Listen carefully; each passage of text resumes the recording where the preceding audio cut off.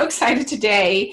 I am here to give you my little recap that I do after going to a Comic-Con or D23, or in this case, it's FANX. FANX, not Comic-Con.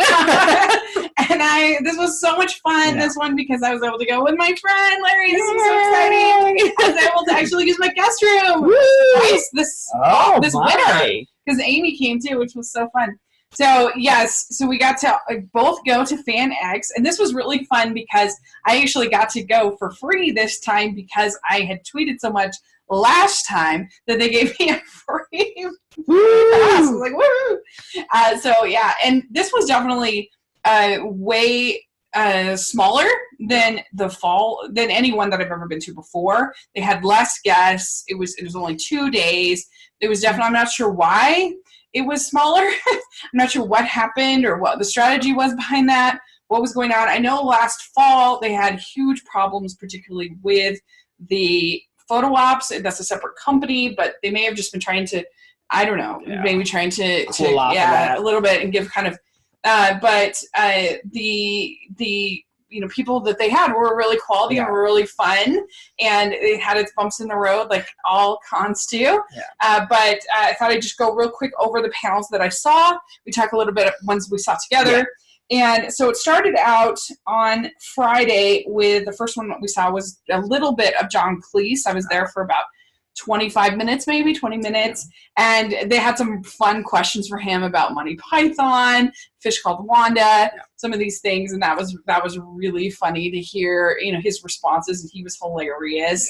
And he told a pretty funny story about how he had the chance to kill Donald Trump, which was funny. Yes. He did it in a funny way. It was good. It's very funny. And so that was pretty enjoyable. I liked that panel. And it was kind of fun because I got to I went in cosplay on Friday because I was dressing as Dipper as Gravity Falls, because that one's such an easy one. It's just a hat and a shirt and a vest. So, and then next up we saw Warwick Davis, who was definitely one of the highlights of the con. He's been there before, but I just never get tired of hearing him talk about his experience working on Return of the Jedi and in Willow and in the Harry Potter movies, everything. He's been in so many franchises. He told a really amazing story about when he was at George Lucas's daughter's birthday party as the Ewok, and they started feeding him cake, and that was a story I'll never forget. That story. That was so funny. It was great. And so he is a delight. If you ever get a chance to hear him, definitely go to that. His story about Leprechaun and filming that in Vegas. I mean, he is such a character. He's so charming and so funny. He's great. Who knew that Leprechaun 3 was basically like a viral video? They were like going out of their car. That was so funny. I loved it. It was great. And then next I saw the panel for Irene Bedard, who was the voice of Pocahontas, and she wasn't the singing voice, that's Judy Kuhn, but she's also in some independent films. She's in Westworld. Yeah, right Westworld. And so they had a couple questions about that and some of the other stuff, and it was really interesting, some of the things she talked about, her desire to portray the culture and get the spirit of the people right, even if maybe some of the historical stuff wasn't perfect. And so I really appreciated hearing from her with that. And I really like how a lot of people asked her a lot of cultural questions because she's doing so much outside of just, acting and voice acting now. Like ambassador and stuff. So it was really interesting to hear her story because I didn't know much about her outside of Pocahontas. Yeah. Well, and I got to ask her about her experience with Riot Place, the internet. That was fun. I don't normally ask questions, but it seemed like somebody needed to. So it was really fun. And, I love my Disney princesses. With her soothing voice. Yeah, she really does. And then next up was the panel from The Office. They had Angela Kinsey, Brian Baumgartner, and Oscar Nunez. And I love The Office. It was really an important show to me, especially the first 4 seasons. Was when I was going through a horrible time at work, and so it was just such a thing that made me laugh. And they had some really funny stories, particularly breaking down the whole scene with the fire when Angela has to throw her cat up. That was, I thought, hilarious and really funny. And they seemed to have just great chemistry together. And so that was a really fun panel. And then panel 5, we had Mike Coulter. And he wasn't that great. He was in too big of a room for him. There wasn't that many questions. He was just very workmanlike. Yeah. And in the way that he answers, it was like better. They were the kind of answers you'd want if you were with other actors, I think. Yeah. As opposed to like telling really engaging stories, you know. But anyway, so there was that. Yeah, there was that. Yeah. And then next, I saw Jonas Suotamo, I think is how you say it, who plays Chewbacca in the new movies. Yeah. And he was really fun. Really fun. Yeah, and a lot of funny questions about Finland. And I definitely can guarantee there were some return missionaries there who went to Finland who were like, I'm dying to ask a Finland question. No, everybody was like funny. An exercise in showing off your Finnish skills with your language. He was always like taken aback, but he was so funny and charming. And tall, almost 7 feet tall. Yeah. Seeing that kind of height in person, it's just like, oh my gosh. Yeah, it was really, really fun. And so that was that for day 1, and we had a lot of fun together. And then day 2, we the first panel was, so this was panel 7 of mine, was Zachary Levi. Woo! And he really did a good job. They did a great job with questions there.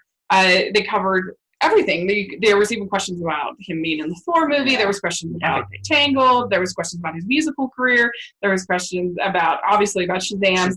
But it was really fun. And what was really great is he had a woman asked a question about how he's able to cope with his ADHD. And his response to that was just really moving and really wonderful. And I hope somebody recorded it and is sticking it on YouTube because it was wonderful. So good. And Zachary Levi is obviously so attractive, so charming too. I really loved when he had the 2 girls. There was a little bit of an older woman, but then like a teenager who both were like, so you're my celebrity crush? I'm like blushing. I really love that he played into it. Yeah. It's like that could be really awkward for somebody to just be like, oh, I've had a crush on you. And he like went up and like sauntered up to that. Yeah. It was so funny. He totally did the smolder. Yeah, it was really so good. Yeah, it was great. And then Tom Felton was panel 8. And he was really fun. He had a ton of course, Harry Potter questions. And then he spent the last half of the panel playing his music, which at first I was like, oh, this would be super self-indulgent, you know? But when people are here to get questions answered, like, what are you doing? But actually, it ended up being really charming, and he's actually quite talented. And so it was just something new and fresh and different and kind of wrapped things, it kind of broke up things. And so I appreciated it. I thought it was a fun little thing that he did. And then next up was Linda Larkin and Scott Weiniger, and they are the voice of Aladdin and Jasmine. And I was so surprised Linda Larkin's voice was so different than I was expecting. Because she has kind of a deeper timbre a little bit, I feel like, with Jasmine. Yeah. And her voice was very high-pitched, very almost Sarah Silverman-ish to me. I mean, I was very surprised how high-pitched her voice was. And every once in a while, they kind of would sort of roll back, and you'd hear a little bit of that Jasmine. But it was very different than I was expecting, which was funny. And so they had some really fun stories, and their banter back and forth. And then Irene Beddard came out for the part of the panel, and they had it was funny because they were like, we went to dinner and nobody recognized us, and I'm like, man, I would have recognized that. I have to say, I'm like, this is when I was super jealous because this is when I was off waiting in line, these boring lines for my photo op, and that was the panel that I was like, I wish I would have been able to see that one. So it was really good. And then I went to panel 10 was with Ricky Schroeder, and it was fun because I wanted to ask him about, there was 2 Hallmark movies that he was in. One, I think it's called With Our Hearts or Our Hearts or anyway. And he did it with his whole family, like his daughter's in it, his sons are involved anyway. And so I wanted to ask how that was, but he actually brought it up himself. And he was in another movie in a series of Westerns that Hallmark did back in 2012, 2013 with Luke Perry called Good Night for Justice. And they're very 2013 Hallmark because they're kind of racy. Wow. Yes. But anyway, he was in one, and so I wanted to ask him what it was like to work with Luke Perry, and that was really fun. And he was really cool. Now, panel 11 was with Clark Gregg, and he was one of the best too. He was definitely a highlight. He was so funny. He he even gave us a little bit of a teaser that we might be seeing the commingling of your your movie world and your TV world on Disney Plus. So, Agents of S.H.I.E.L.D. fan. He was very careful about the Marvel Mafia coming to kill him, take him away off the stage. And so anyway, but that was really fun. He was great talking about working on Captain Marvel and everything. Yeah. So that was great. And then the last real panel was Asher Angel, who's on Shazam and also on Disney Channel. He's worked a lot here in Utah, so that was kind of fun to hear about his experiences and things. And on Andy Mack's show. So that was great. Definitely made me interested to hear him sing, because obviously I've never watched the Disney Channel stuff, and his little video montage had a lot of him in little singing, dancing numbers. Yeah, I mean, it's funny because you really could do a Shazam musical. Yeah, you've got Zachary Levi is a great singer. But Zachary Levi debunked that. He was just I would be laughing at this just like you are in the audience. But they need to have some kind of, we could do at least an SNL bit. That would be funny. You could do it, Zach. Yeah. Come on. Yeah. But anyway, and then the last was a total miss. We didn't even say it was this talent show thing. Jess Harnell, and they usually do Twisted Tunes, which is one of the highlights of the con, and but they didn't this year for some reason. I don't know why. And they did this. They auditioned all these people, but the music was very loud. You couldn't hear the people that had auditioned. You couldn't hear them singing, and so I was like, why did they waste all their time auditioning? And it was just we both looked at each other and we're like, are you done? No, I'm done.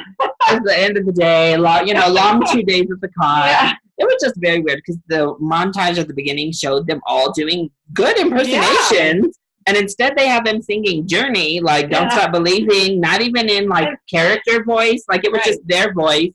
And they had good music. They had good voice, but you could not even hear them, and so I felt bad. It was a big letdown. It was a mess. But other than that, the con was really fun. I actually didn't end up buying anything because I'm just really trying to keep the finances down. And I need to take her example. And so, I didn't spend that much time on the show floor, but it was still a really great, fun time to spend with friends.